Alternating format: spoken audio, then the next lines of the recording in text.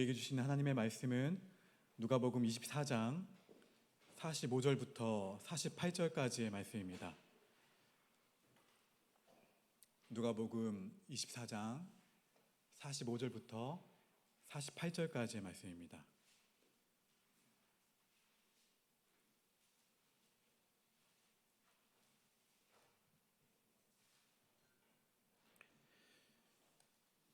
주신 말씀을 한 목소리로 함께 봉독하겠습니다. 이에 그들의 마음을 열어 성경을 깨닫게 하시고 또 이르시되 이같이 그리스도가 고난을 받고 제3일에 죽은 자 가운데서 살아날 것과 또 그의 이름으로 제사함을 받게 하는 회개가 예루살렘에서 시작하여 모든 족속에게 전파될 것이 기록되었으니 너희는 이 모든 일의 증인이라. 아멘. 할렐루야. 점심 맛있게 드셨나요? 저도 맛있게 먹었습니다. 그 가운데 깻잎이 진짜 맛있던데요. 자, 오늘 오후 찬양 예배 가운데 나오신 여러분들을 주님의 이름으로 환영하고 축복합니다. 우리 앞뒤 좌우분을 이렇게 고백해 봅시다. 예수님 때문에 너무 행복합니다.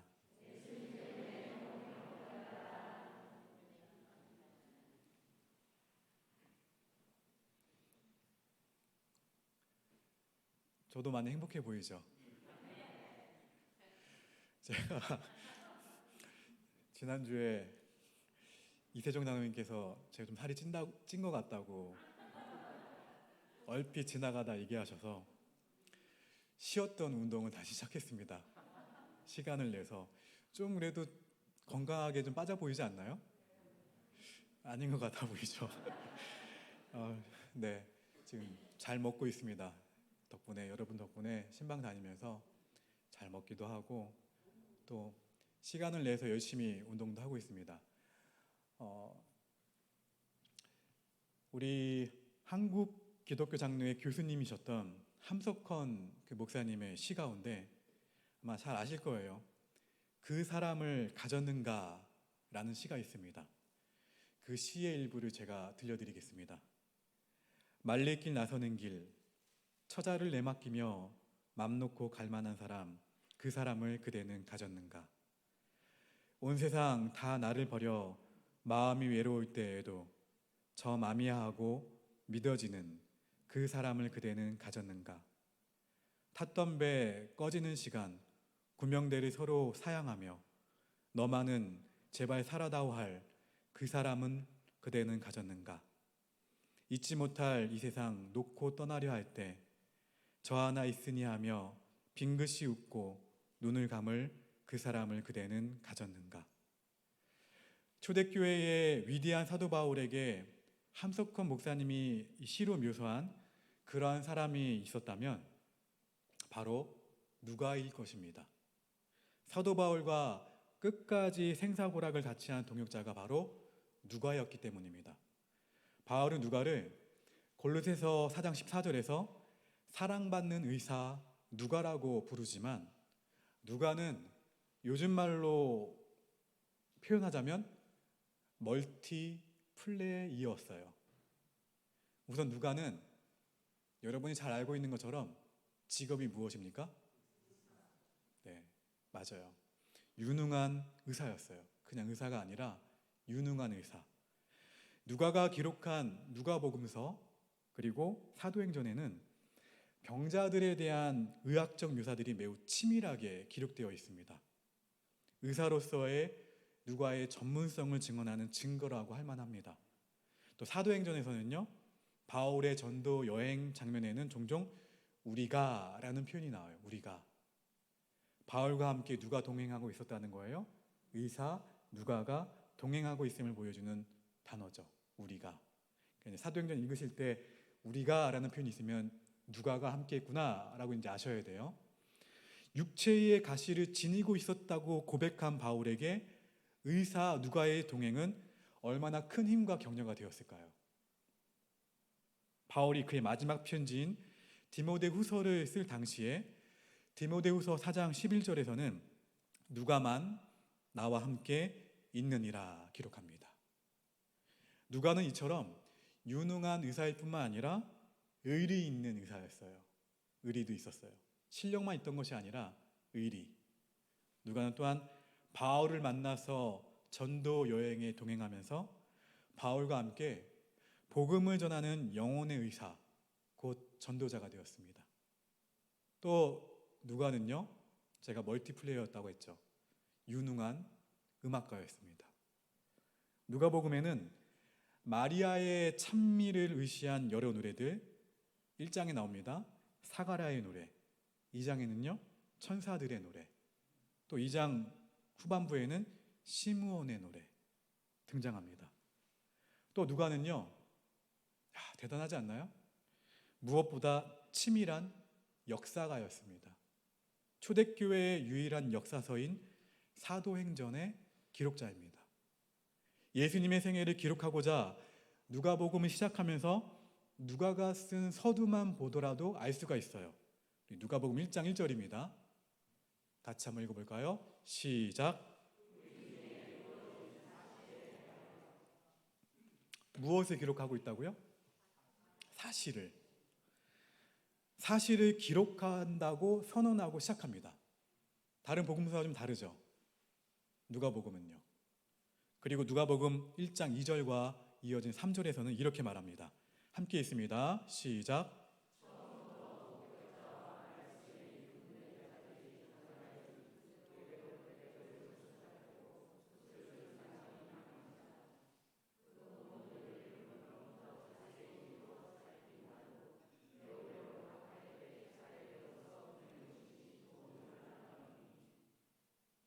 자, 3절에 자세히 미루어 살핀이라는 구절이 있죠.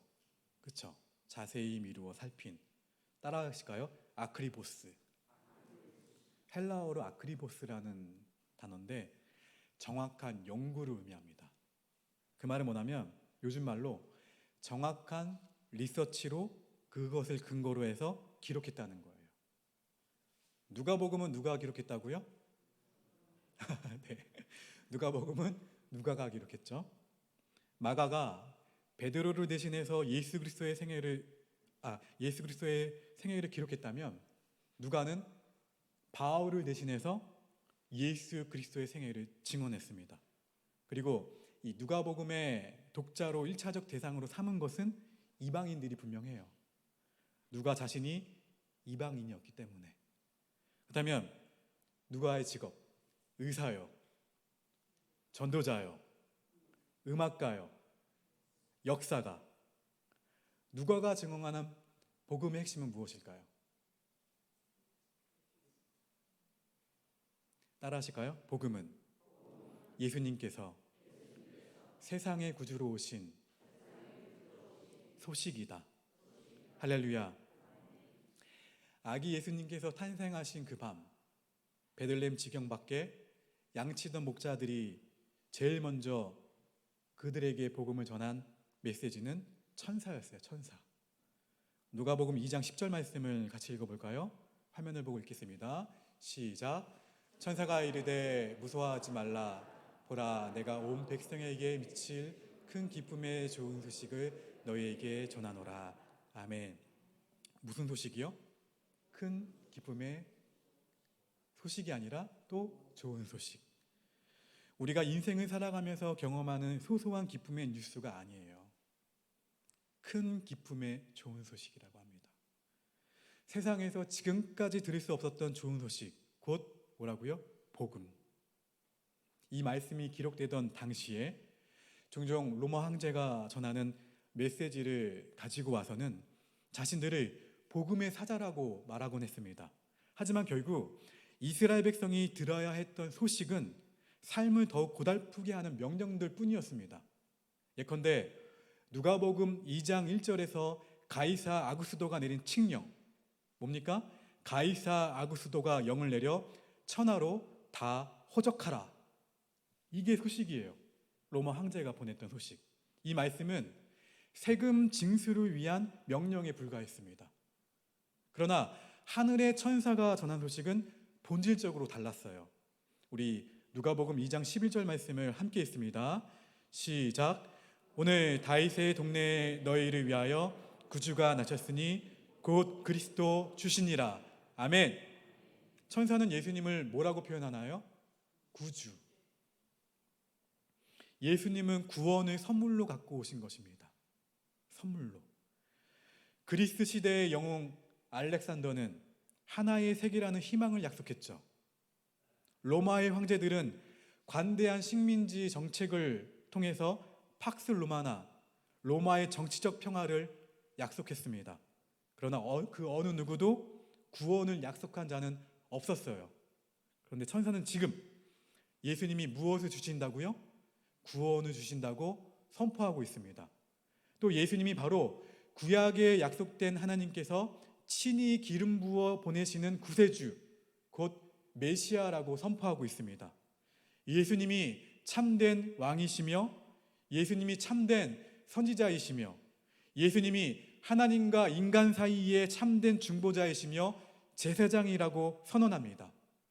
예수님이 오심으로 사도행전 16장 31절에 주 예수를 믿으라 그리하면 너와 내 집이 구원을 얻으리라. 아멘. 이 복음의 메시지를 선포하는 일이 가능해졌다는 거예요. 예수님을 믿음으로써 구원을 얻은 자로 삶을 사는 것이 가능해졌고 하나님과 평화, 참된 평화를 상실한 이 세상 가운데에서 하나님의 평화를 누리며 살게 되었고 우리가 매 주일마다 이렇게 찬양하잖아요. 평화, 하나님의 평강이 당신의 삶에 가득하기를, 당신의 삶에 넘쳐나기를 이렇게 고백할 수 있는 이유가 됩니다. 천사는 다시 증거하죠. 누가복음 2장 14절입니다. 함께 읽습니다. 시작.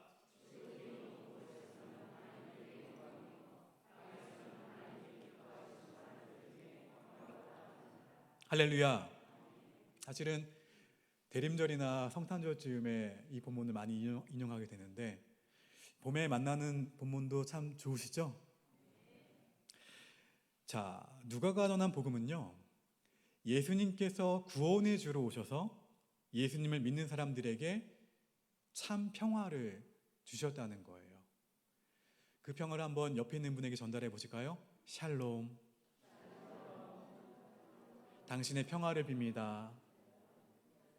우리가 이렇게 고백할 수 있는 이유가 돼요. 그래서요. 예수님께서 세상에 구주로 오신 소식을 믿음으로 이 샬롬이 가득한 이 샬롬을 충만히 누릴 수 있는 한 주가 되시기를 주의 이름으로 축원합니다.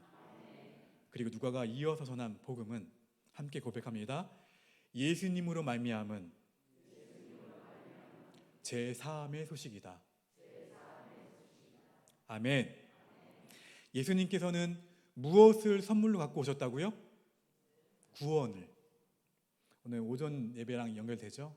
구원을 선물로 갖고 오셨어요.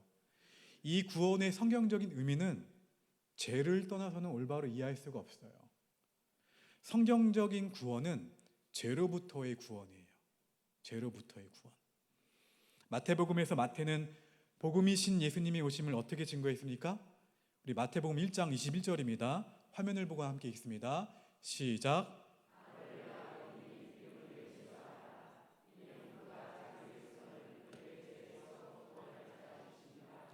아멘. 그러므로 우리가 증거하는 구원의 복음은 그 구원의 전제가 뭐예요? 죄로부터의 돌이킴, 곧 회개입니다. 회개는 뭘까요? 내가 십자가죠? 십자가를 바라보는 것이 우리가 나아가야 될 방향이라면 회개는 뭐냐면 이 방향에서 우리가 이렇게 할 때가 있죠. 회개는 돌이킴이에요. 누구에게로요? 네, 예수님에게. 이게 회개입니다. 우리의 시선이 내가 아니라 우리의 시선이 나가 아니라 내 삶의 중심이 되신 주님께로 다시 돌리는 거예요. 이게 회개입니다. 눈물을 흘리고 그리고 기도를 하고 중요합니다. 더 중요한 건 뭐냐면 그 말씀대로 살아가고자 몸부림치는 거예요. 매 순간. 그래서 구원의 기쁨이 없이 신앙생활하는 분들은 회개의 경험이 온전치 못하기 때문에 그래요. 그래서 누가는 복음 전파를 다른 말로 제사함 얻게 하는 회개의 전파라고 말합니다. 우리 누가복음 24장 47절을 함께 읽습니다. 시작. 또 그의 이름으로 제사함을 받게 하는 회개가 예루살렘에서 시작하여 모든 족속에게 전파될 것이 기록되었으니, 이러한 제사함을 얻게 하시려고 예수님께서는 십자가에서 죽으시고 고난 받으시고 피 흘려 죽으시고 3일 만에 부활하셨습니다. 인간의 삶에서 기쁨을 빼앗는 가장 강력한 요소는 죄책감을 꼽을 수가 있어요. 죄책감은 결코 쉽게 지워지지 않습니다.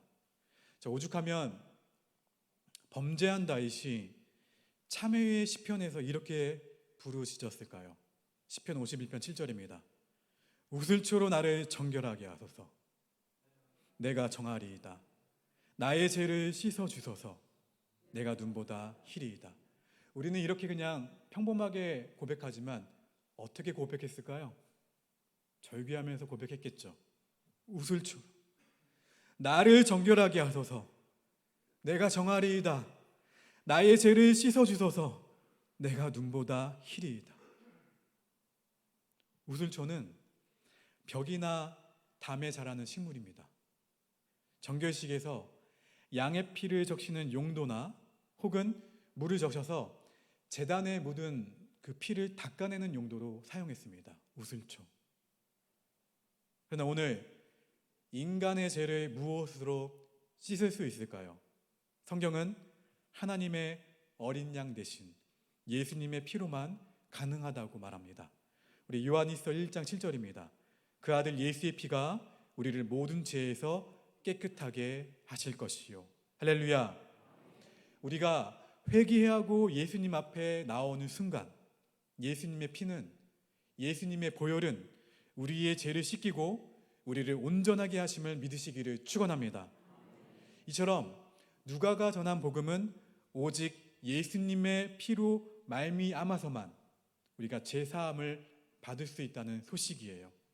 그리고 누가가 이어서 전한 복음은 함께 고백합니다. 복음은 성령으로 말미암은 변화의 소식이다. 할렐루야. 누가는 누가복음을 마무리하면서 우리가 이 복음의 증인이 되어야 한다고 말합니다. 증인. 여러분 음식 뭐 좋아하시나요? 에이. 네. 그러면 제가 설교를 이어나갈 수가 없는데, 또 제가 여기서 뭐 좋아한다고 하면 그것만 주실 거 아니에요. 안 되잖아요. 저도 다 좋아합니다. 근데 무슨 음식을 저희가 좋아해서 어느 음식점에 갔는데 그게 너무 맛있으면 어떻게 해요? 가장 먼저 누구에게 전합니까?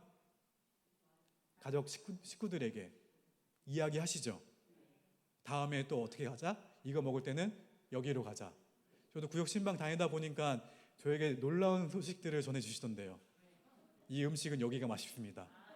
제가 핸드폰 열어서 다 기록을 해놓습니다. 네. 자, 이게 뭐예요? 내가 얻은 좋은 소식들을 누군가에게 또 전하죠. 마찬가지예요.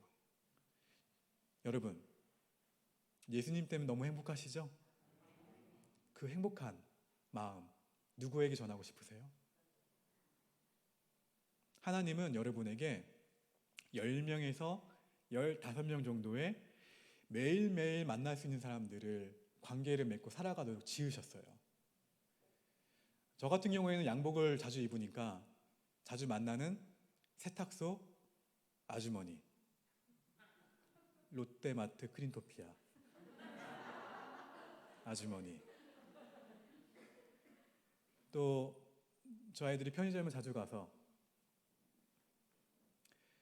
편의점의 아저씨, 근처는 아주머니. 또 뭐가 있을까요? 자주 가는 음식점. 또 내가 만나게 되는 엘리베이터나 만나게 되는 주민들. 한번 세어보세요. 몇 명인지. 여러분의 삶을 통해서 반드시 인도돼야 될 사람들이에요. 붙여주신 거예요. 에이, 누군가가 전하겠죠. 아니에요. 여러분의 삶으로, 그리고 여러분이 주시는 감동으로 그분들을 오포교회로 모시고 나오시기를 축원합니다. 우리가 할 수 있는 가장 좋은 선물이에요. 왜요? 아까 제가 표현했잖아요. 비유했잖아요. 내가 무슨 음식을 좋아하면 그것을 반드시 누군가에게 전하는 것처럼. 자, 누가복음 24장 48절입니다. 같이 읽어봅니다. 화면을 보고요. 자, 시작. 너희는 이 모든 일의 증인이라. 옆에 있는 분들에게 고백합시다. 당신은 이 모든 일의 증인입니다.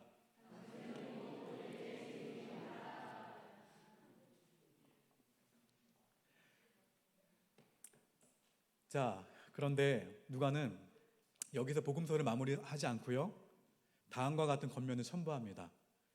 누가복음 24장 49절입니다. 함께 있습니다. 볼지어다 내가 내 아버지께서 약속하신 것을 너희에게 보내리니 너희는 위로부터 능력으로 입혀질 때까지 이 성에 머물라 하시니라. 아멘. 복음의 증인이 되기 위해서는, 목사님, 저에게 10명에서 15명의 사람들이 붙여주셨다고 하는데 저는 말을 잘 하지 못해요 하고 생각하셨던 분도 계시죠? 저는 나이가 많아요. 지금 힘들어요. 몸이 불편해요 라든지 전하지 못하는 이유들을 찾으셨을 거예요. 오랫동안 전했지만 들으려고 하지 않는데요. 있으시죠? 네. 근데 복음의 증인이 되기 위해서는 인간의 설득력이나 언변, 환경은 중요하지 않아요. 오직 성령의 능력이 필요합니다. 그 성령의 능력을 잊기 위해서는 예루살렘에 머물러 먼저 성령의 충만함을 받아야 한다고 말하고 있어요. 이렇게 누가는 복음이 복음으로 전해지기 위해서 반드시 필요한 요소를 말했는데요. 바로 무엇이라고요? 성령의 능력. 누가가 쓴 누가복음은 누가복음의 속편이라고 할 수 있는 어디로 연결되죠? 사도행전으로 연결됩니다. 사도행전 1장 8절입니다. 함께 있습니다. 사도행전 1장 8절 찾아보실까요? 다 아실 거예요. 사도행전 1장 8절입니다.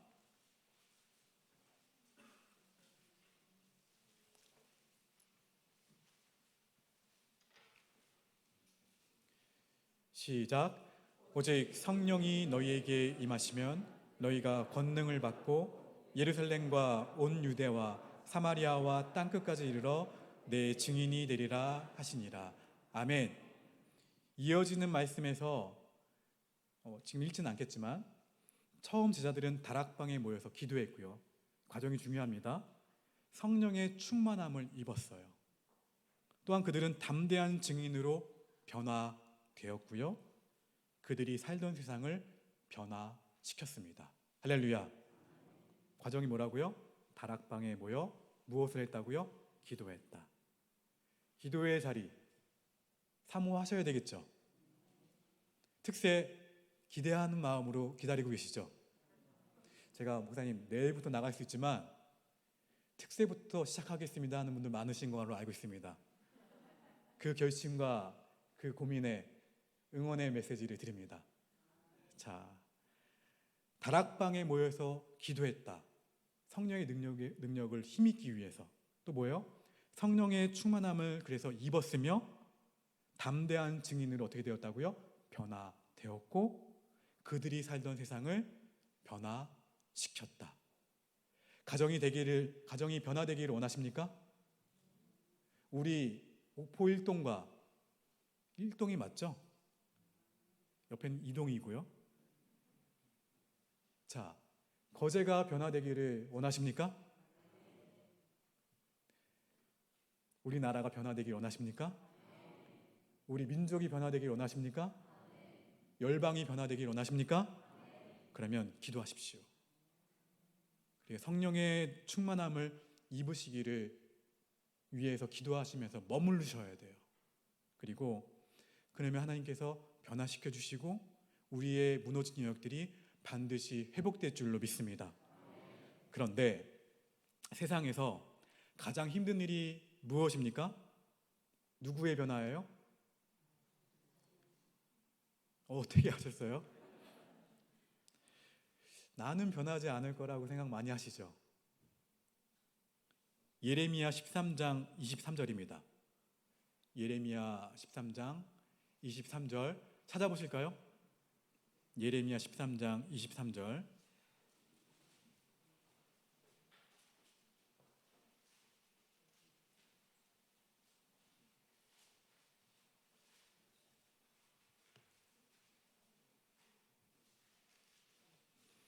시작. 구수인이 그의 피부를 표범이 그의 반점을 변하게 할 수 있느냐? 할 수 있을진데 악에 익숙한 너희도 선을 행할 수 있으리라. 무슨 말이냐면 검은 피부가 변하기 어렵듯이 표범의 반점을 제거하기 어렵듯이 인간의 변화가 맞습니다. 어렵다는 거예요. 아니, 불가능하다는 거죠. 그러면 우리에게는 희망이 없을까요? 희망이 없다면 복음도 없습니다. 그러니 구수인과 표범 이야기를 하던 예레미야는 예레미야 찾아보세요. 31장에 가서 예레미야 31장 31절입니다. 이렇게 이야기를 합니다. 희망의 이야기를 이렇게 해요. 함께 있습니다. 시작. 날이 이르리니 내가 이스라엘 집과 유다 집에 새 언약을 맺으리라. 자, 그렇다면 이 새 언약의 핵심은 무엇일까요? 이어서 33절이요. 예레미야 31장.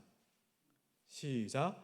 그러나 그날 후에 내가 이스라엘 집과 맺을 언약은 이러하니 곧 내가 나의 법을 그들의 속에 두며 그들의 마음에 기록하여 나는 그들의 하나님이 되고 그들은 내 백성이 될 것이라.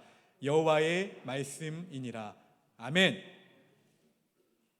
이 말씀처럼 새 언약은 어디부터 시작이 된다고요? 내 마음에서부터. 좀 더 분명한 해답을 에스겔에서 한번 찾아볼게요. 에스겔 36장 26절과 27절입니다. 에스겔 36장 26절과 27절입니다.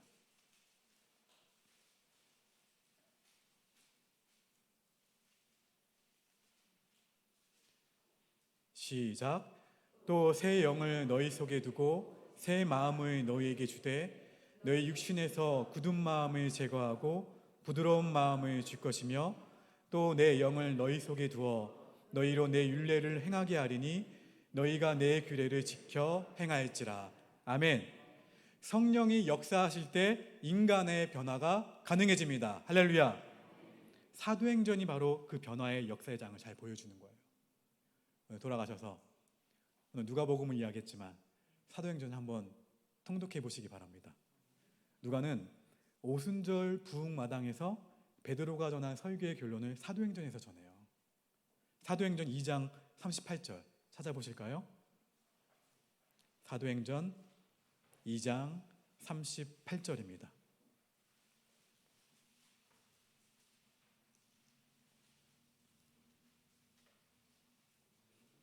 사도행전 2장 38절 함께 있습니다. 시작.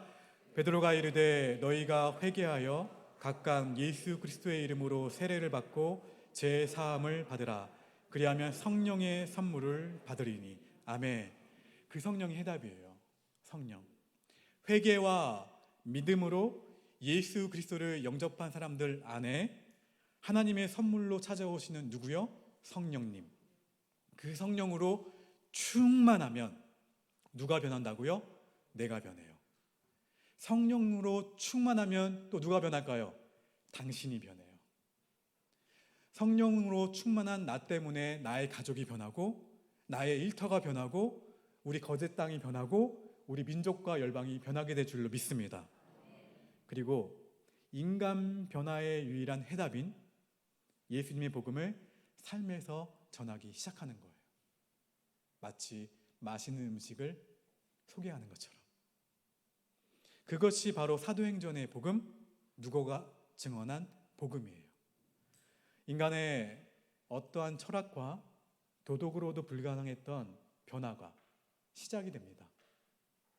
오직 성령으로 말미암은 변화의 소식이죠. 이것이 바로 누가가 전한 복음입니다. 사랑하는 오포교회 성도 여러분, 성령 충만하시기를 축원합니다. 그런데 성령 충만 자체를 은사의 나타남만은 아니에요. 치유도 있죠. 치유의 은사도 있고, 방언도 있고, 통변도 있고, 예언도 있고, 지혜도 있고, 또 사랑으로 하나가 되는 은사도 있고, 여러 가지 은사가 있어요. 그런데 성령 충만은 이 은사들로만 얘기하는 것이 아닙니다. 성령 충만은 기억하십시오. 예수님이 내 마음에 오셔서 주님이 되는 것이 성령 충만이에요. 주님. 제가 왜 계속해서 오후 찬양 예배 때 내 삶의 주인이 주님이 되시기를 원합니다 라고 고백할까요? 그게 성령 충만이에요.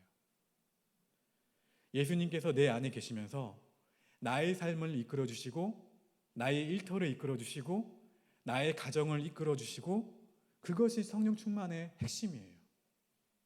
문제는 우리가 성령 충만을 구할 때 예수님이 정말 나의 주님이 되시기를 갈망하느냐예요. 많은 그리스도인들이 성령 충만함을 갈망한다고 합니다. 목사님, 성령 충만함 저도 갈구합니다. 갈망해요. 그러나 정직하게 말하면 성령께서 행하시는 은사나 능력이나 체험을 구하는 것이지 성령님 자체를 구하는 건 아니에요. 예수님을 이용해서 무엇을 얻거나 무엇을 이루고자 하는 것이지 예수님 자신 그분 자체를 원하는 것은 아니라는 거죠. 그래서 우리가 실패와 낙심과 좌절을 경험하는 이유가 사실은 여기에 있다는 사실을 아는 사람들이 많지가 않습니다. 이제 아셨죠? 내 감정, 내 생각, 내 의지대로 살죠. 예수님을 외면하고 사는 거예요. 만약 여러분이 다른 사람에게 무시를 당하거나 거절감을 당한 적이 있다면 그때 느낌 어떠셨나요? 느낌. 말씀해 주셔야지 설교 이어집니다. 다른 사람에게 무시를 당했을 때 느낌 어떠셨어요? 좌절하셨습니까? 거절당한 적이 있다면 그때 느낌. 그것이 지금 예수님께서 우리 안에 겪고 계신 일이에요. 예수님이 주인 되지 못하실 때 경험하시는 예수님의 느낌. 회개할 것이 많지만 예수님을 무시하고 예수님을 거절한 것보다 더 중요한 회개 제목은 없습니다. 사랑하는 성도 여러분, 예수님 한 분만을 원하고 예수님 한 분만을 갈망하는 그 성령 충만이 이 사순절 기간에 더욱 깊어지기를 주의 이름으로 축원합니다.